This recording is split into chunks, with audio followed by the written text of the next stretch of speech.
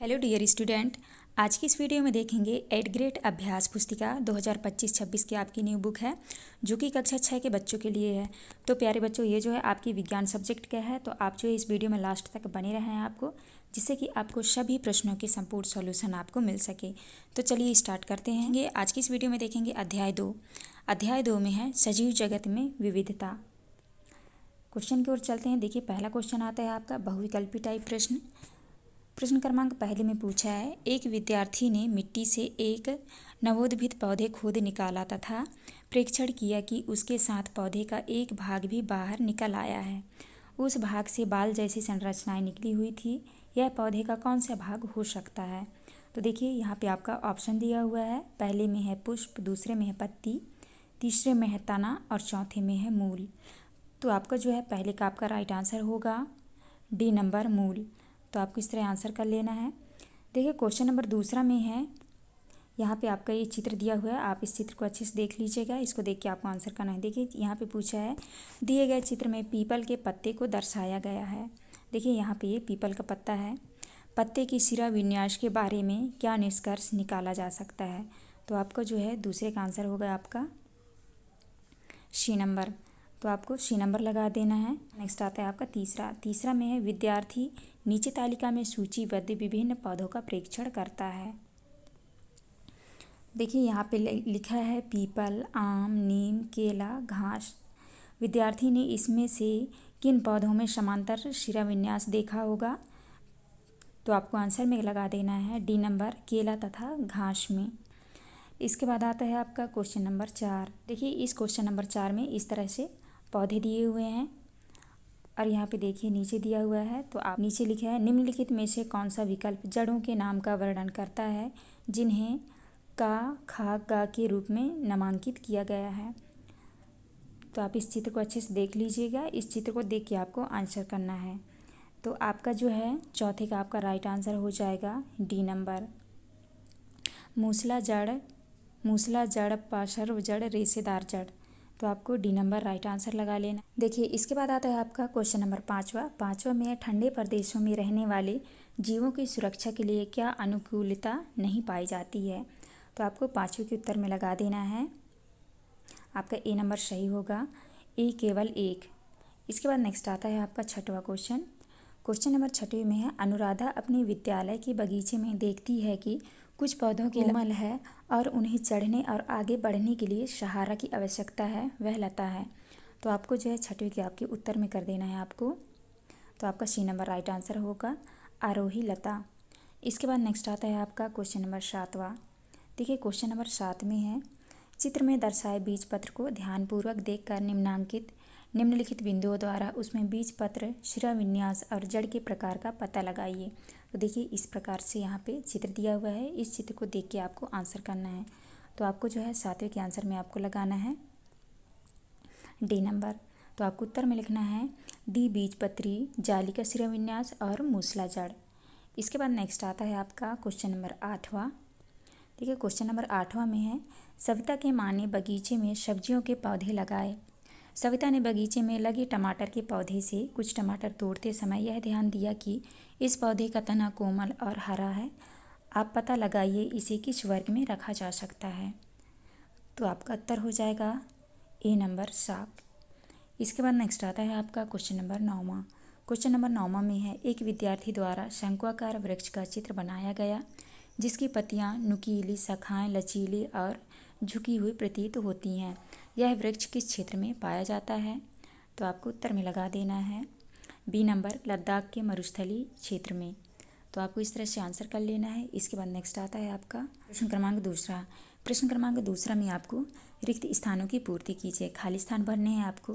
देखिए, question number 1 में है, पौधों और जंतुओं को उनकी सामान्य विशेषताओं के आधार पर समूहों में व्यवस्थित करने की विधि को समूहन कहा जाता है। तो यहाँ पे आपको भर देना है समूहन, और दूसरे में भर देना है आपको समांतर, और यहाँ पे भरना है आपको जालिका रूपी। तो आप इस तरह से भर लीजिएगा। इसके बाद नेक्स्ट आता है आपका तीसरा। तो तीसरा में आपको भरना है, तो यहाँ पे आप भर लीजिएगा भिन्न, और चौथे में भरना है आपको पवित्र, उपवन, और 5वें भरना है आपको अनुकूलन। तो आप इस तरह से खाली स्थान भर लीजिएगा। आप अच्छे से देख के भर लीजिएगा यहाँ से। इसके बाद नेक्स्ट क्वेश्चन आता है आपका अति लघुत्तरी वाले क्वेश्चन। क्वेश्चन नंबर 3 में है, कठोरता के आधार पर पौधों को कितने वर्गों में बांटा गया है, उनको दो दो उपकरणों के द्वारा समझाइए। तो आपको इस तरह से उत्तर में करना है, लिखना है आपको कठोरता के आधार पर पौधों की 3 वर्गों में बांटा गया है। साग, पहला है साग, धनिया, पालक, और दूसरे में है झाड़ी, गुलाब, मेहंदी, और तीसरे में है वृक्ष, आम, नीम। तो आपको जो है 3 वर्गों में इस तरह से बांटा है, आप इस तरह से देख के कर लीजिएगा। इसके बाद नेक्स्ट आता है आपका क्वेश्चन नंबर 4। देखिए क्वेश्चन नंबर 4 में दिए गए फ्लो चार्ट में का और खा के कौन कौन से उदाहरण हो सकते हैं। तो देखिए इस तरह से यहाँ पे चार्ट दिया हुआ है। यहाँ पे लिखना है, का में लिखना है आपको समांतर, यहाँ पे जालिका रूपी, एक बीज पत्री में जड़ें, यहाँ पे आपका हो जाएगा रेशेदार, यहाँ पे मूसला जड़, घास, गाजर। तो आपको इस तरह से इनके उदाहरण लिख लेने हैं, तो आप इस तरह कर लीजिएगा। नेक्स्ट आता है आपका क्वेश्चन नंबर 5। क्वेश्चन नंबर 5 में है, दी गई तालिका में जंतुओं की गति और गति के लिए प्रयुक्त शरीर के अंग लिखिए। देखिए यहाँ पे दिया है जंतुओं के नाम, गति के प्रकार और गति के लिए प्रयुक्त शरीर के अंग। तो आपको लिखना है, देखिए पहले में लिखा है तिलचट्टा, तो यहाँ पे आपको हो जाएगा चलना, उड़ना। इसी तरह दूसरे में है केचुआ, तो यहाँ पे केचुआ रेंगता है, तो यहाँ लिखना है आपको रेंगना, और यहाँ पे आपको लिखना है पैर। गाय, चलना, पैर। तितली, उड़ना, यहाँ पे पंख, और यहाँ पे तोता, उड़ना, चलना, और यहाँ पे लिखना है पैर, पंख। और छठवें में छिपकली, तो छिपकली रेंगती है, तो यहाँ लिखना है आपको रेंगना, यहाँ पे पैर। अब मेढक का लिखना है उछलना, रेंगना, यहाँ पे लिखना है आपको टांगे। और मक्खी में चलना, उड़ना, यहाँ पे लिखना है आपको पैर, पंख। और 9वें में है घोड़ा, तो चलना, दौड़ना, और यहाँ पे लिखना है आपको टांगे। तो आप इस तरह से देख के भर लीजिएगा। आपको इसी तरह से देख के लिखना है, आप अच्छे से देख के लिख लीजिएगा। इसके बाद नेक्स्ट क्वेश्चन आता है आपका क्वेश्चन नंबर 6। क्वेश्चन नंबर 6 में है, स्थानीय समुदाय द्वारा जैव संपदा का संरक्षण किस प्रकार किया जाता है और इसे क्या कहते हैं। तो आपको उत्तर में करना है, स्थानीय समुदाय जैव संपदा का संरक्षण सामुदायिक संरक्षण के माध्यम से करते हैं, इसे समुदाय आधारित संरक्षण कहते हैं। आप इस तरह से 6वीं के आंसर में करना है आपको। और 7वें में है, इसके बाद नेक्स्ट आ रहा है आपका क्वेश्चन नंबर 7। क्वेश्चन नंबर 7 के उत्तर में आपको करना है, पर्वतीय और मरुस्थल क्षेत्र के पेड़ पौधे एवं जंतुओं में जो विविधता पाई जाती है उसे जैव विविधता कहते हैं। आपको 7वें के उत्तर में करना है। नेक्स्ट आता है आपका क्वेश्चन नंबर 8। देखिए क्वेश्चन नंबर 8वें में है, एक जालिका रूपी शिराविन्यास और समांतर शिराविन्यास दर्शाए हुए एक एक पत्ती का चित्र बनाइए। जालिका शिराविन्यास और समांतर शिराविन्यास में आपको इस तरह से चित्र बनाना है।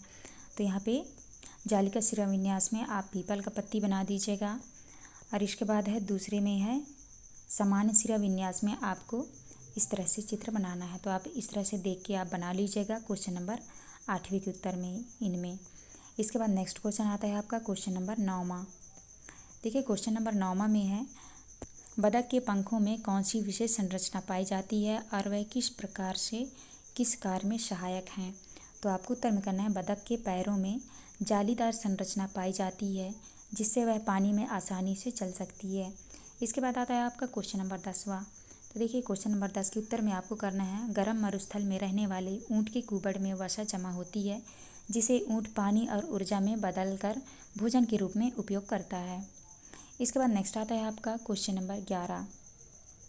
तो आपको क्वेश्चन नंबर 11 के उत्तर में आपको लिखना है, नीलगिरी के बुरांश शंकु आकार के होते हैं जो बर्फबारी और तेज हवाओं में जीवित रहते हैं, और सिक्किम के बुरांश में मोटी छाल होती है जो ठंडी जलवायु में जीवित रहते हैं।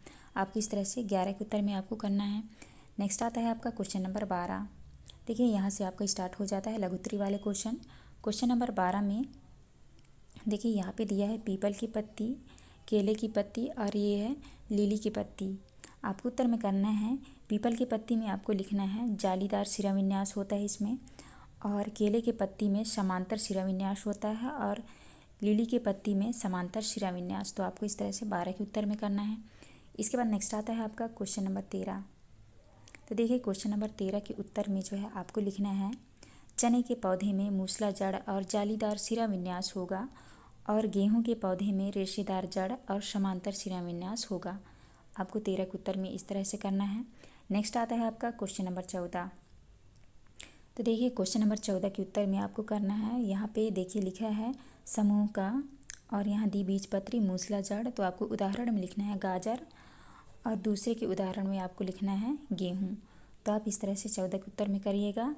और यहाँ पे देखिए लिखा है आपका, और आपको लिखना है पहले में द्विबीजपत्री पौधों की पत्तियों में जालिका रूपी शिरा विन्यास होता है, एक बीजपत्री पौधे की पत्तियों में समांतर शिरा विन्यास होता है। आपको इस तरह से क्वेश्चन नंबर 14 के उत्तर में आपको करना है। तो आप अच्छे से देख के कर लीजिएगा।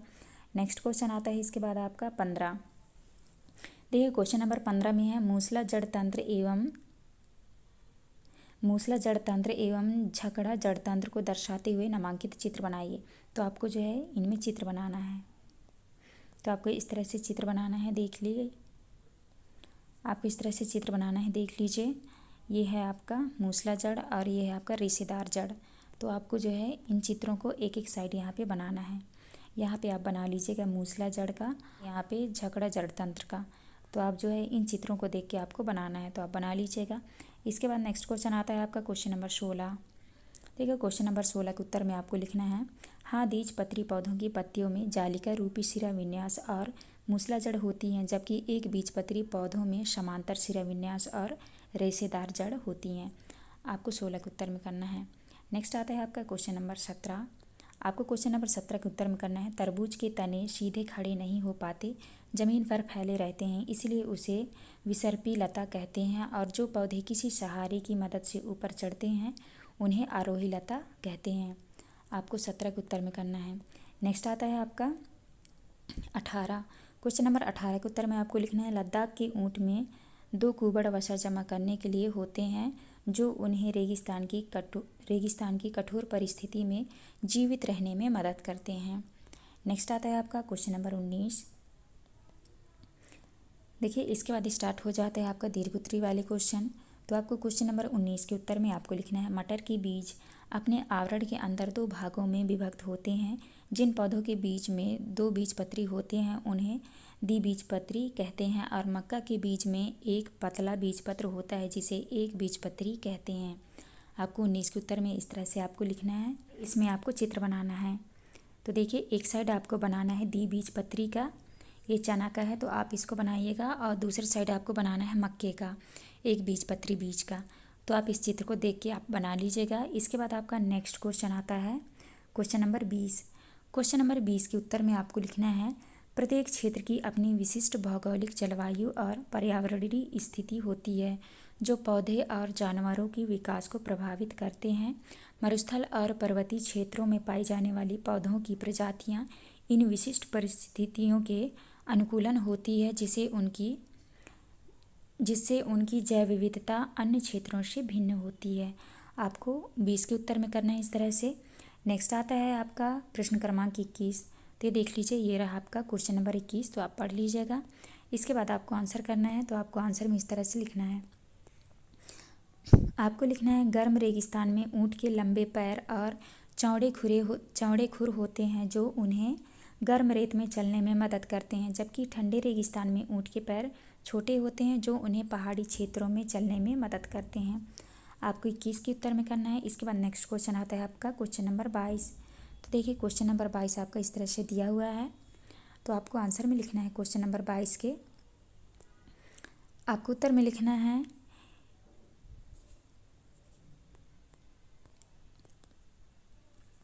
तो देखिए यहाँ पे लिखा है नीम, तुलसी, आम, बबूल, आंवला, केला, गुड़हल। तो आप जो है इसको इस तरह से बना के आपको लिखना है। यहाँ पे जगह नहीं थी इसलिए ऐसा लिखा गया है। उत्तर में आपको लिखना है बीज की प्रवृत्ति। तो नीम में हो जाएगा आपका। बीज की प्रवृत्ति कैसी होती है? नीम की होती है कड़वी, और तुलसी का कसैला, आम कठोर, और बबूल चपटे, आंवला चपटे, और केला रेशेदार होता है, और गुड़हल छोटे। तो आप इस तरह कर लीजिएगा। इसके बाद है जड़ तंत्र में लिखना है आपको मूसला रेशेदार, मूसला रेशेदार, मूसला रेशेदार, मूसला। और तने की प्रवृत्ति होती है मोटा कठोर, और आम का होता है मोटा, बबूल का होता है पतला, और आंवला का होता है पतला, और केला का मोटा, और गुड़हल का होता है कठोर। इसके बाद शिराविन्यास में देखिए नीम का होता है जालिका, तुलसी का भी होता है जालिका, और आम का समांतर, बबूल का समांतर, आंवला का समांतर और केला का जालिका। तो आपको जो है इस तरह से आपको कोष्टक बना के आपको इस तरह से आंसर करना है। तो आप लिख लीजिएगा अच्छे से। इसके बाद नेक्स्ट आता है आपका क्वेश्चन नंबर 23। देखिए क्वेश्चन नंबर 23 में यहाँ पे चित्र दिया हुआ है, इस तरह से लिखा है मैदानों में पाई जाने वाली बकरी और ये है पर्वती बकरी। तो इन चित्रों को देख के आपको आंसर करना है। देखिए इस तरह से आपको लिखना है यहाँ पे समानताएं असमानताएं। यहाँ पे लिखना है आपको शाकाहारी बोविडे परिवार स्तनधारी खुर। इसके बाद असमानताएं में लिखना है आपको आकार, आवास, सामाजिक व्यवहार, उपयोग। समानताएं में दूध, मांस, फाइबर, ऊन, बाल, प्रजनन। और यहाँ असमानताएं में आपका है बाल, जलवायु, क्षेत्र, वजन। तो आपको जो है इस तरह से आपको क्वेश्चन नंबर 23 का आंसर करना है। तो आप कर लीजिएगा। इसके बाद आपका नेक्स्ट आता है परियोजना कार। तो देखिए इस परियोजना कार में आपको इस तरह से आपको आंसर करना है। यहाँ पे आपका होगा वैज्ञानिक का नाम व चित्र और यहाँ पे योगदान संक्षिप्त उल्लेख। तो यहाँ पे वैज्ञानिक का नाम है सलीम अली, यहाँ पे आप चित्र भी बना लीजिएगा। और योगदान में आपको लिखना है इन्होंने पक्षियों की विविधता का अवलोकन किया। उन्हें भारत का पक्षी पुरुष वर्ल्ड मैन ऑफ इंडिया के नाम से जानते हैं। उन्हें 1976 में पद्म विभूषण से सम्मानित किया गया था। इसके बाद आपका आता है दूसरे में है जानकी अम्माल। तो यहाँ पे आपको चित्र भी बना लेनी है। आपको लिखना है यह एक भारतीय वंशपति शास्त्री थे। इन्होंने साइलेंट वैली बचाओ आंदोलन में महत्वपूर्ण भूमिका निभाई थी। इसके बाद तीसरा में है अजीत कुमार। और यहाँ पे आपको लिखना है एक प्रसिद्ध जीव विज्ञानी हैं। उन्होंने भारतीय वन्यजीव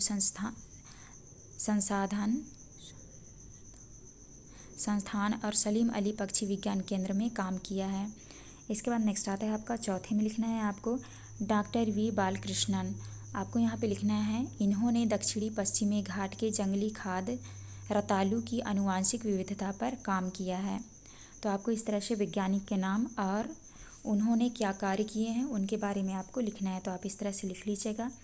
इसके बाद आपका नेक्स्ट आता है आपका प्रोजेक्ट कार दूसरा। 2 में पूछा है अपने दादा दादी से चर्चा कर विभिन्न प्रकार के पौधों और जंतुओं को खोजिए जो कि दादा दादी के समय में दिखाई देते थे परंतु वर्तमान में कम अथवा नहीं दिखाई देते। ऐसे पौधों एवं जंतुओं के बीच चित्र एकत्रित कर एक स्क्रैपबुक तैयार कीजिए।